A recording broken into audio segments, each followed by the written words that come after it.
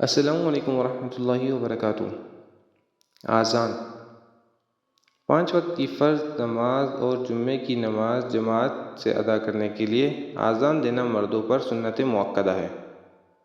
اگر آذان نہیں دیں گے تو گنہگار ہوں گے، اور یہ شہر اور بستی کے لیے سنت مؤکدہ علی الکفایہ ہے، یعنی ہر شہر اور بستی میں اگر ایک آدمی آذان دے گا تو سب کی طرف سے کافی ہو جائے گی، اور اگر ایک آدمی بھی آذان نہیں دے گا تو وہاں کے سب لوگ گنہگار ہوں گے۔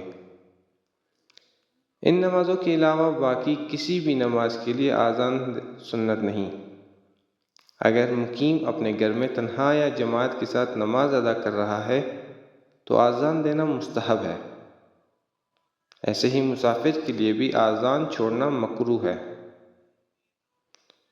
جنگل میں جماعت کے ساتھ نماز پڑھنے کی صورت میں اقامت چھوڑنا مکروہ ہے، آذان چھوڑنا مکروہ نہیں۔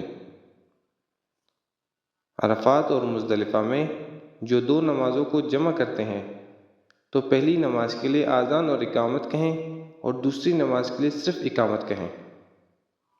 ایک سے زائد مؤذنوں کا ایک ساتھ آذان دینا جائز ہے، اس کو عرف میں آذان جوق کہتے ہیں۔ بڑی بڑی مساجد میں اس کا رواج ہے، پہلے حرمین شریف میں بھی اس کا رواج تھا، اب نہیں۔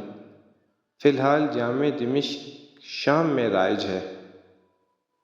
ایسے ہی عورتوں کے لیے نماز سے پہلے آذان دینا مسنون نہیں، اس لیے خواتین آذان کے بغیر نماز پڑھیں گی۔ والسلام۔ چینل کو لائک اور سبسکرائب کرنا نہ بھولیے تاکہ ہر نئی آنے والی ویڈیو آپ حضرات تک پہنچ سکے۔